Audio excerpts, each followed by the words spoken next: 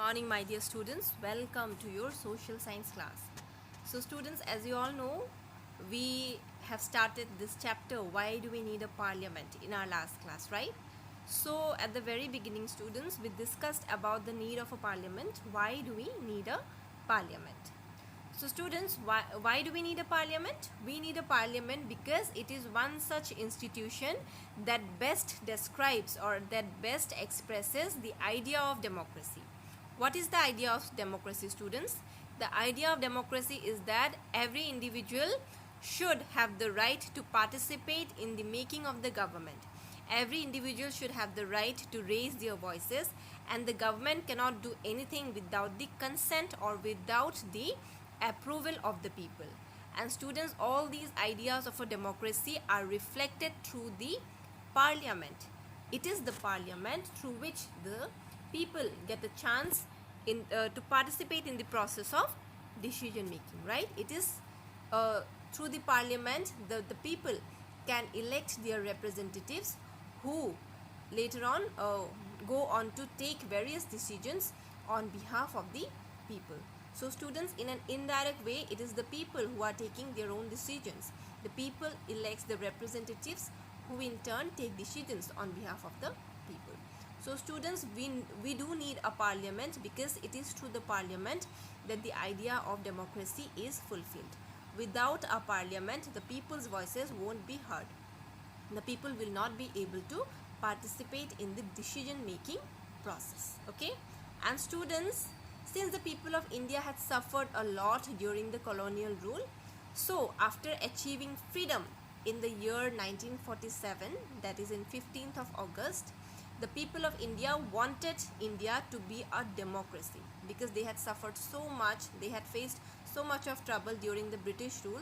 They were not allowed to say even a word against the British, and if by somehow they said anything against the British, they had to face dire circumstances. Okay, so students, because of all these oppressive policies and because of all these exploitation that India had faced during the colonial rule, all these compelled the people of India to desire for a democracy where they will have the fair chance of participation in everything, where they will also have freedom, where they will also have equality. Okay, so students, that is why the people should be given the chance to decide. Okay, and students, we also discussed about the people and their representatives.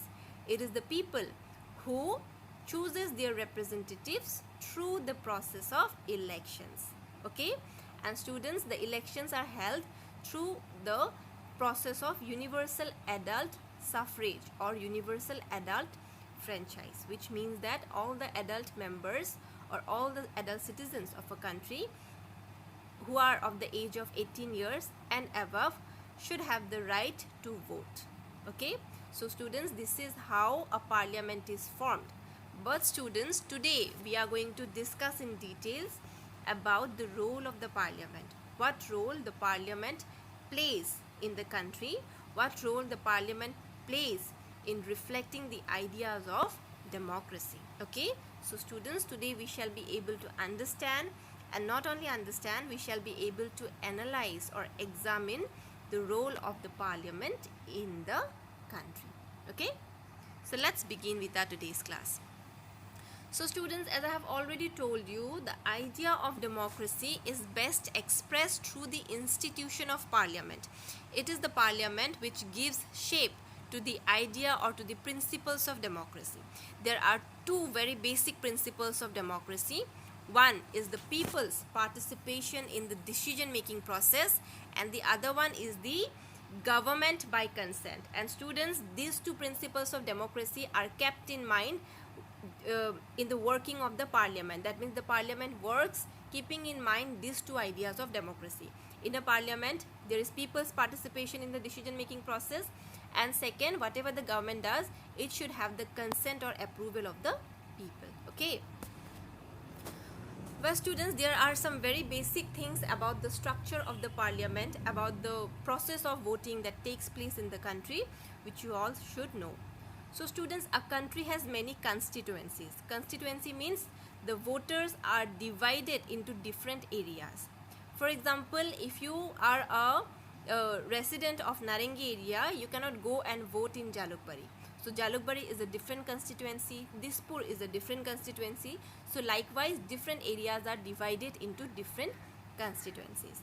And students, only the members belonging to that particular constituency can vote there. Okay, everyone has to vote in their own constituency. Okay, and students, from each constituency, one member, one person is elected to the parliament. Okay, and students, the candidates who win the elections are not generally from one political party. From different constituencies, different members win the elections, and if you observe, you will find that these members who win the elections, they belong to different political parties.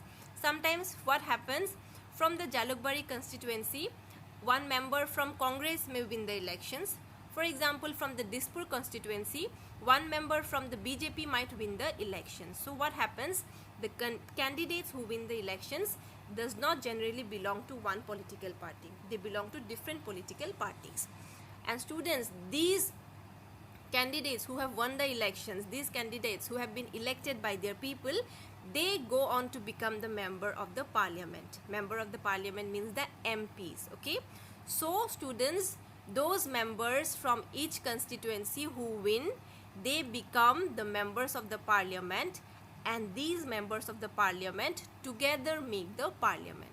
Okay, so students, one parliament comprises of many MPs. That means one parliament has many members of parliament, and these MPs are the ones who have been elected by the people from different constituencies. And students, these MPs generally come from different political parties. Okay, so students, the parliament basically consists of the Rajya Sabha, that is the house of the state or the upper house, the president, and the Lok Sabha, that is the house of the people or the lower house. So these three are the primary organs of the parliament. Well students, we all know that the Lok Sabha elections are held after every 5 years. So students, once the elections are held, members are elected from different constituencies, and then students, the members who have won, they become the members of the parliament. Okay, but then students, a list is prepared to see how many MPs are elected from each party. That means we need to see how many MPs have been elected from which party and which party has got the majority votes, right? For example, from BJP, let's say 20 members have won, and let's say from Congress 7 members have won. That means from 7 constituencies, members belonging to Congress have won, and from let's say 20 constituencies, members belonging to BJP has won. So in that way, a list has to be prepared to see how many MPs from different political parties have won, and it is also important to see that the party of which maximum members are elected forms the government. So students, to form the government, it is very important that the party of which maximum number of members are elected, that particular party forms the government. For example, students, if BJP has got like for example, suppose students, from 20 constituencies BJP has won. Let's say from 7 constituencies Congress has won. So definitely who will become the government? Who will form the government? BJP will form the government, because BJP has won most number of constituencies, right? Students, the structure of the Lok Sabha is, at present there are 545 seats in a Lok Sabha, but students, generally in a Lok Sabha there are 552 seats. Okay, but currently there are 545 seats in the Lok Sabha. Out of these 545 seats, students, 543 are filled up through the process of election. That means 543 members are selected or chosen through the process of election, and the remaining 2 members are nominated by whom? By the president. And students, out of these 543 elected members, 530 are elected from the states, from various states, and 13 are elected from the union territories. So this is how the Lok Sabha is composed of. This is the structure of the Lok Sabha. So students, I am telling you once again, in a Lok Sabha, the maximum strength is 552. But at present, currently there are 545 seats. Okay. And out of these 545 seats, students, two members are nominated by the president, and the remaining 543 are elected. Of these 543 members, students, 13 are elected from the union territories, and the remaining 530 are elected from the states. Okay. So students, since there are 545 seats in the Lok Sabha, for a party to form the government, it is very important for the party to win at least half of the total number of seats. So the total number of seats is 545. So its half is 272. So students, for a party to form the government, it should at least be able to occupy how many seats? 272 seats. At least. It can win more than 272 also, but minimum number of seats that it should win is 272. That means for a party to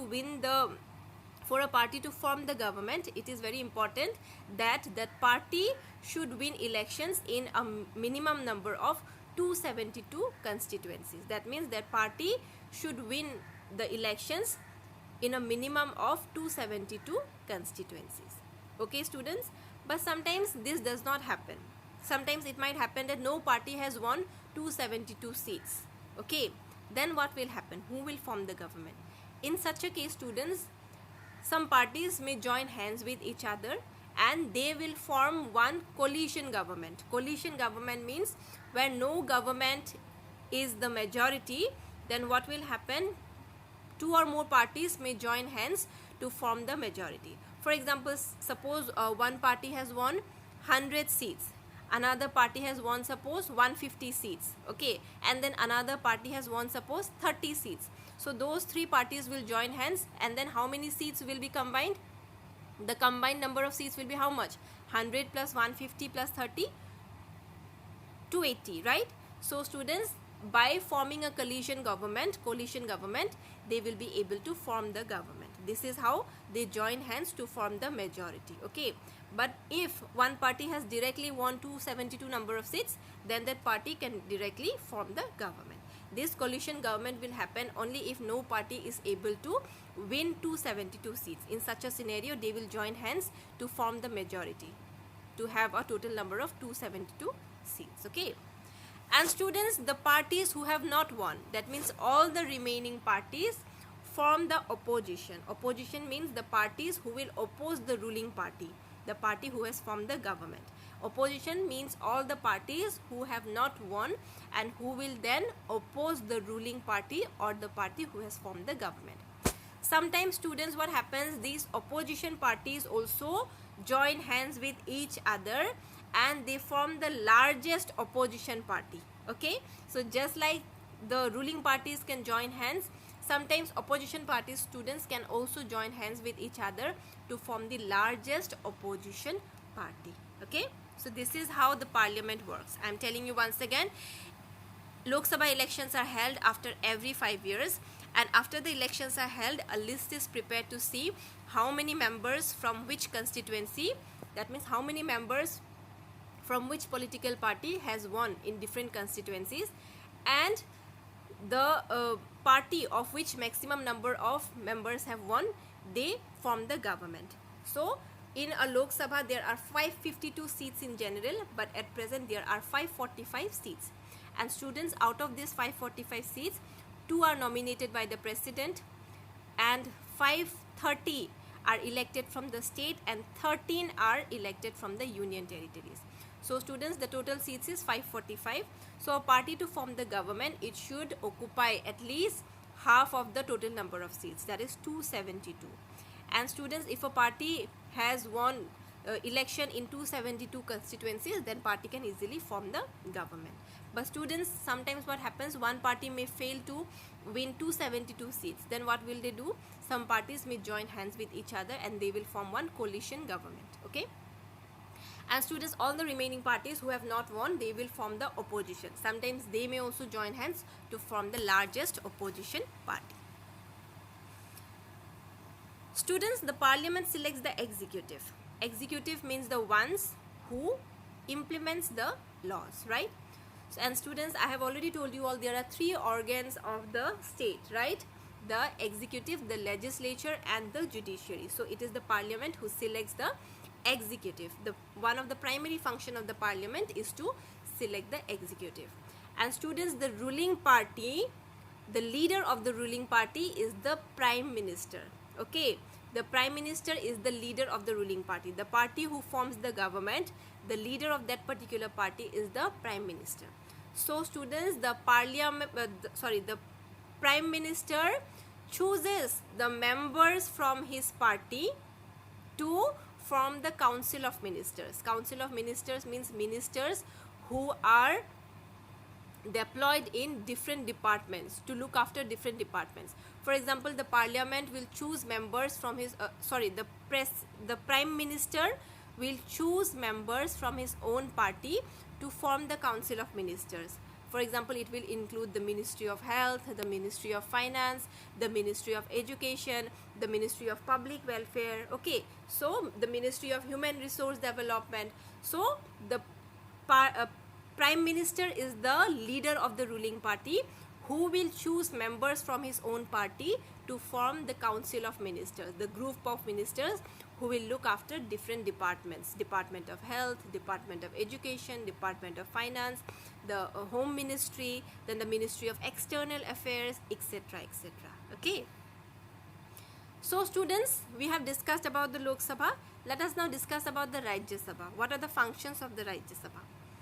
Well students, the main function of the Rajya Sabha is to serve as the representatives of the various states of India in the parliament.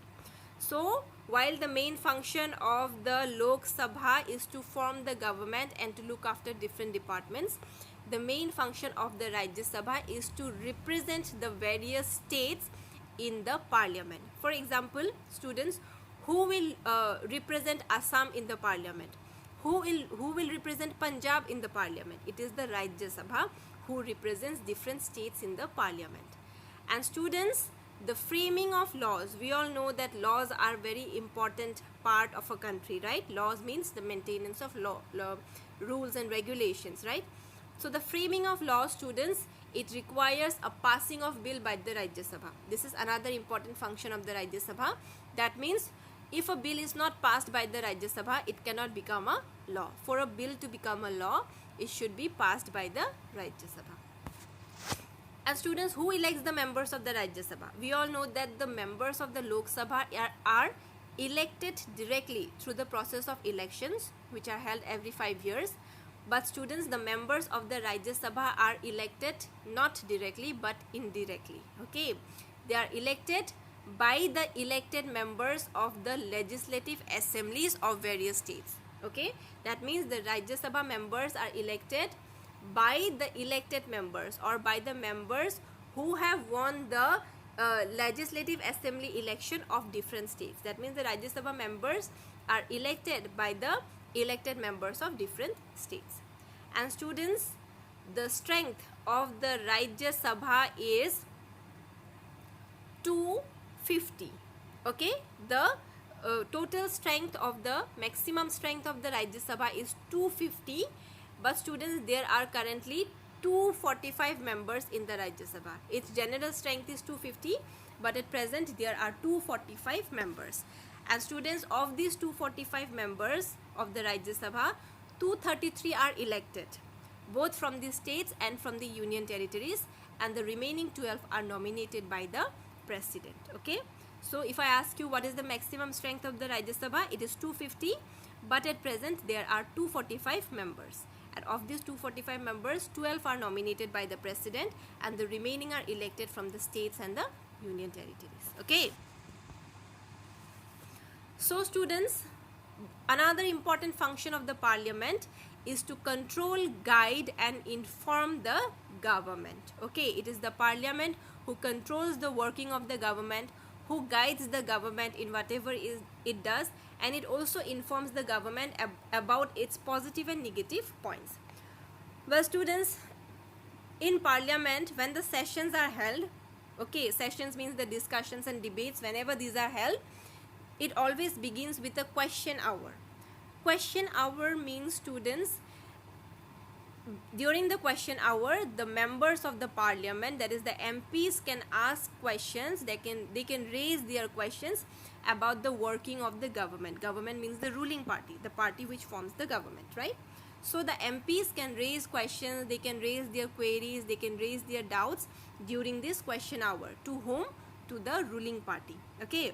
And students, this is mainly done in order to put a check on the functioning of the executive. Otherwise, the executives will misuse their power.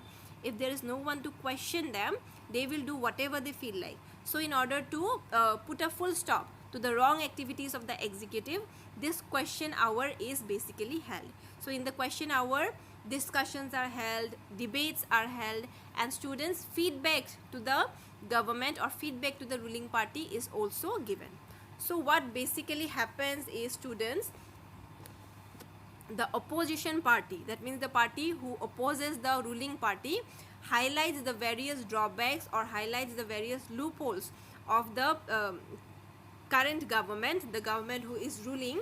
The opposition party highlights the drawbacks of the various policies, programs and schemes of the government and gather support for themselves in turn. That means they say that this policy that you have introduced is wrong, so instead of that, the policy that we introduced was better, so instead of this we should have been given the chance. So this is how they garner support for themselves. They point out the loopholes of the ruling party and in turn they gather support for themselves, that they would have been a better ruling party than the one who is ruling at present. Okay.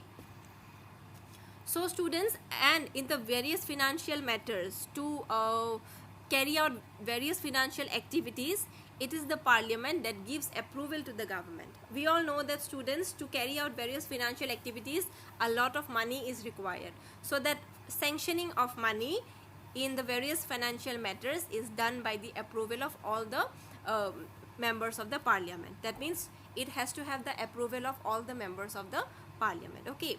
So students, the MPs, they play a very crucial role in guiding the government, in controlling the government, in informing the government and in giving feedback to the government, which is one of the key aspects of Indian democracy. That means why this happens? Because, students, these MPs are also elected representatives of the people, right?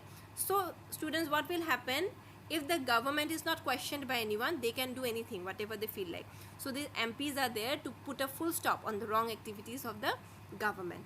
These MPs are there to question the government, to find out the loopholes of the government, to give feedback to the government, right? So in this way, they are representing the people. They are representing the queries of the people, right?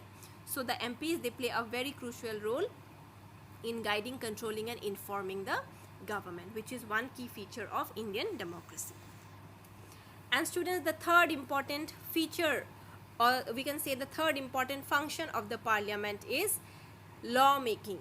Well, students, it is the parliament which makes laws through the passing of bills in both the Lok Sabha and the Rajya Sabha. That means when a law is introduced, students, it is not introduced in the form of a law. It is introduced in the form of a draft.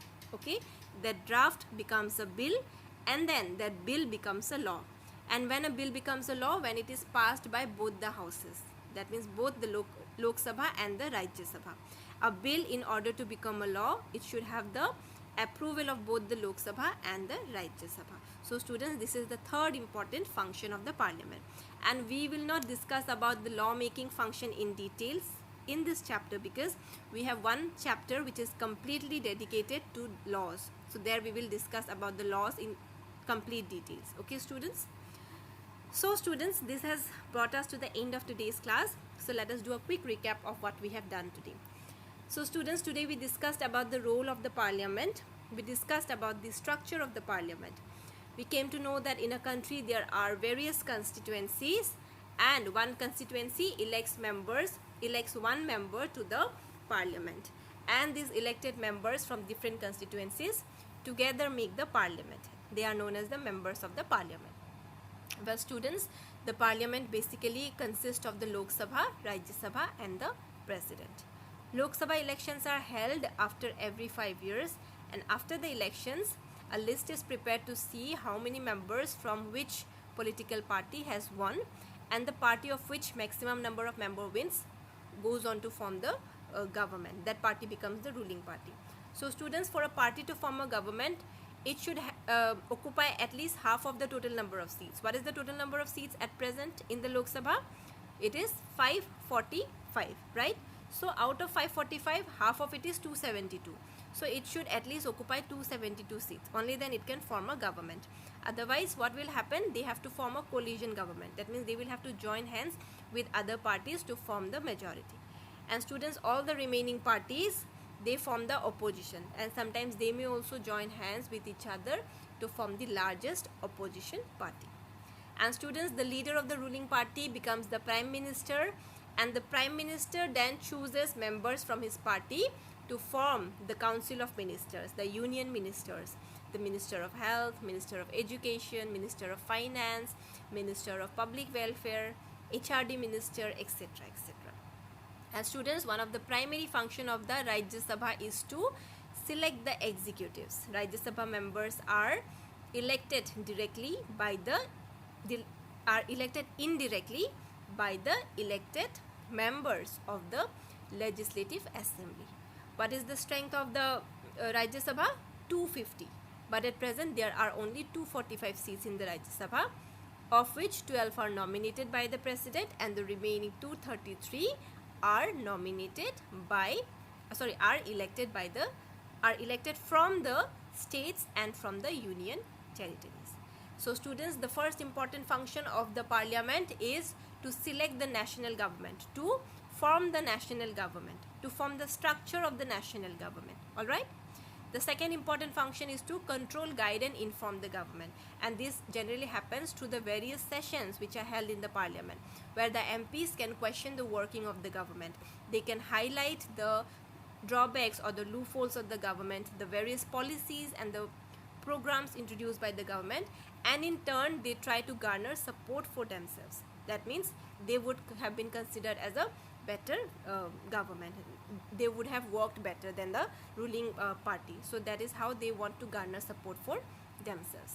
And students, in any financial matter, it is very important for the government to have the approval of the parliament.